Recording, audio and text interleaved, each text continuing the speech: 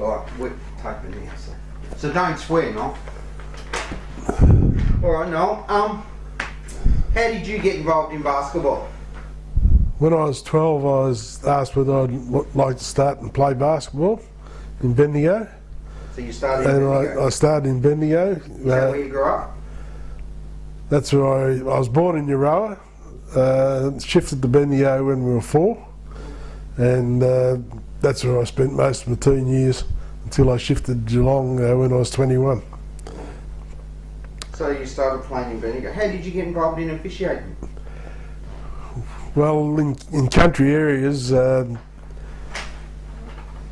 anybody that can blow a whistle and is prepared to take the rot becomes an official, and at 14 I started refereeing and in Bendigo? In Bendigo. Who taught you?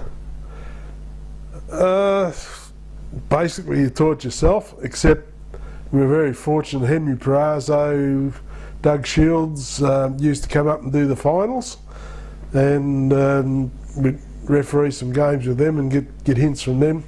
And the same as going to country championships and country premierships. We'd be evaluated there and we'd learn on the run, basically. But Henry was a big influence. So did you have aspirations of getting to the elite level? How high did you go? Oh, I suppose I wanted to do the best I could in the country. I was never prepared to move to Melbourne to try and do VBA or that. I was a country boy at heart, and country needs referees and good quality referees as much as metro. How has basketball changed from the time you started till now? How do you reckon it's changed? It's faster.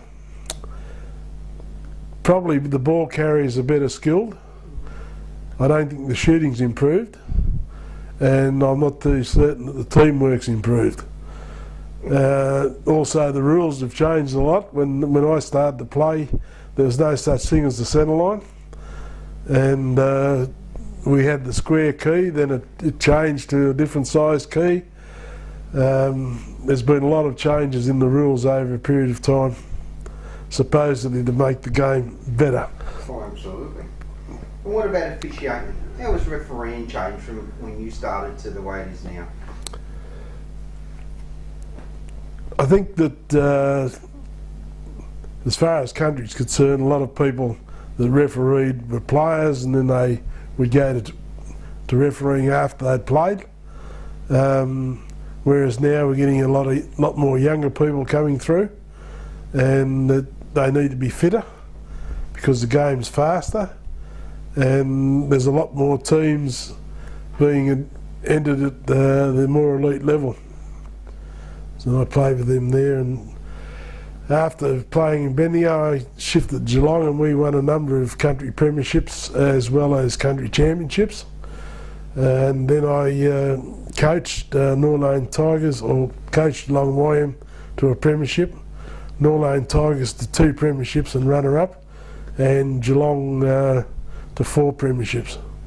Then I shifted to Morwell with my job, and I coached the under 16 boys that won the country championships, under 18 boys and under 20 boys that won the country championships, and one girls team that won the under 18 championships, and 36 kids that I coached made state sides.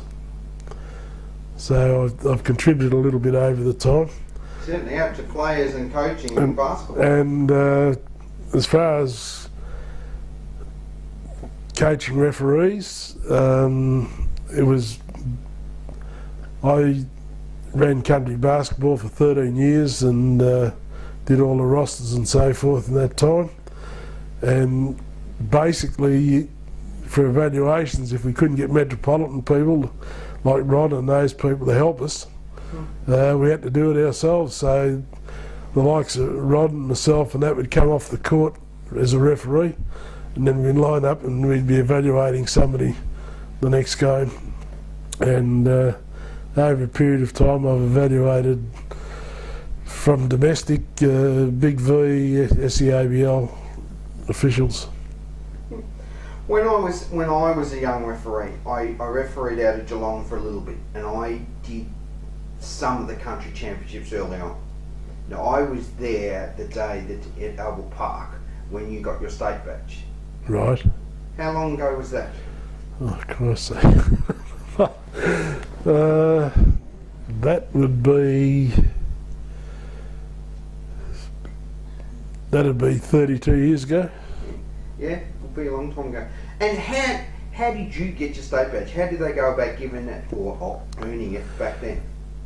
Well, in those days, there'd be a panel that you'd be evaluated over the weekend, and then there would be a panel that would discuss, usually Eddie Crouch, Ray Hunt, Ron Burgess. Those people would discuss whether you're at the level to get a state badge or not.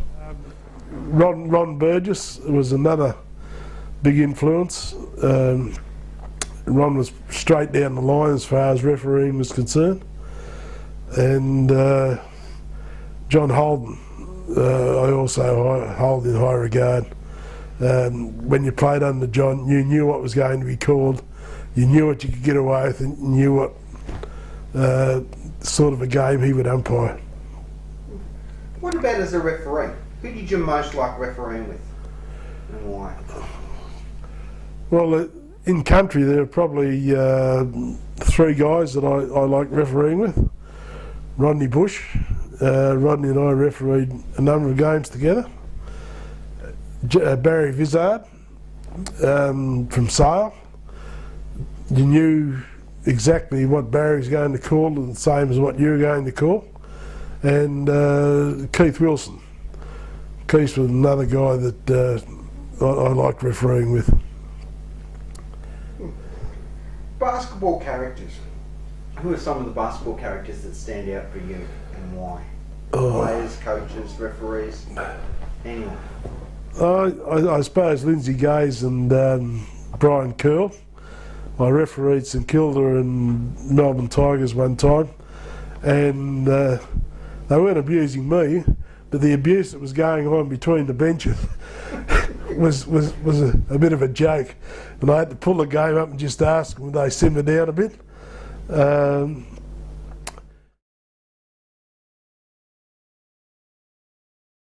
They had a brother called Jimmy. Jimmy played in the seconds, but he never made the senior list.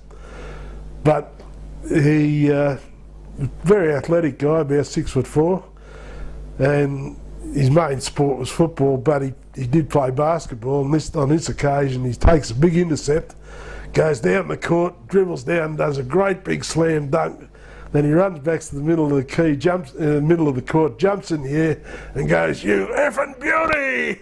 And of course I've got to go, "Sorry Jim, tech foul." 2 shots. Yeah. What about your funniest memory? Have you got a funniest memory that you recall throughout your career? Funniest memory?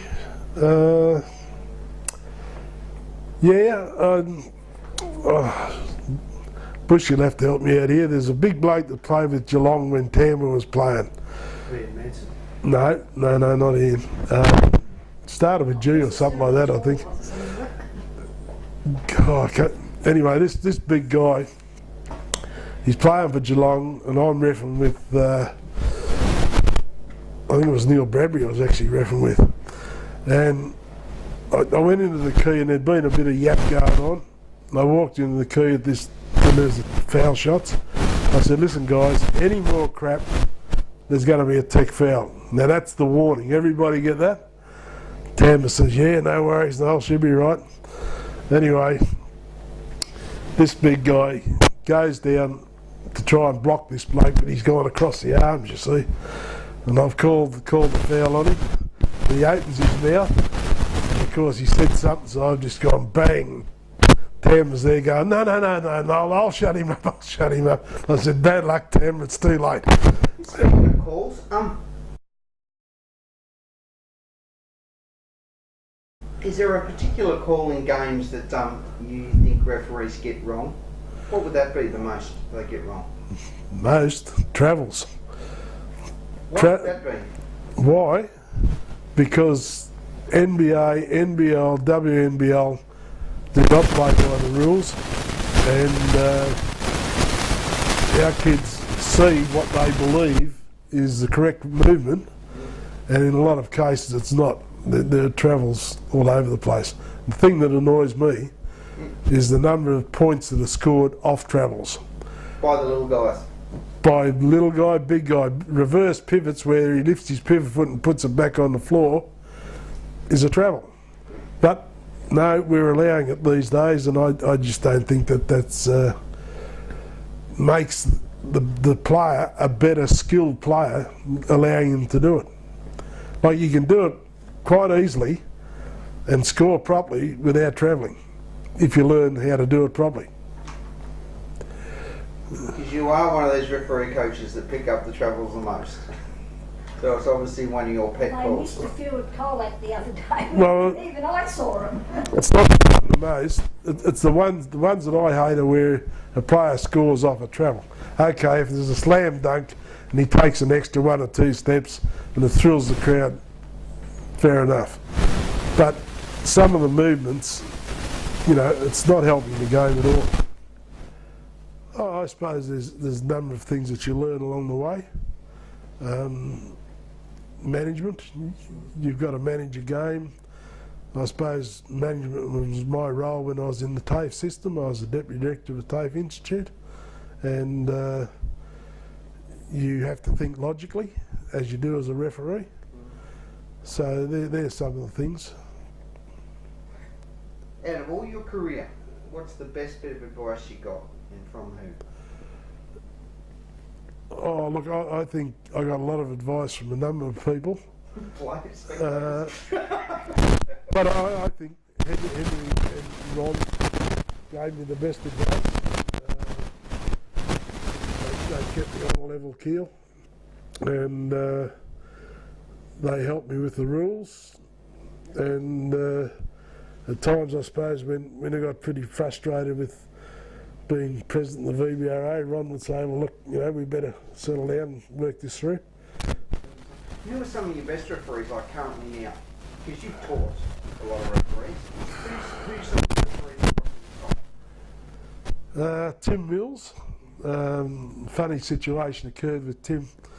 In his earlier days, he was refereeing Werribee and some other team, and Werribee had a big American, about 6'3" and built like a brick dunny, and he had the habit of the guy in defence would be standing there, and he'd come in and he'd jump at the guy and turn sideways and back him right out, so that he would finish up about a metre closer to the ring. And this went on, and Tim kept saying, don't do that, don't do that. And after the game, I'd evaluated the game, and I said to Tim, stand up. So Tim stood up. I said, how does this feel, Tim? And I went, whack. Didn't mean to hit him so hard, and he finished up flat on the floor. I said, do you understand how hard that guy was being hit every time? And he said, yeah.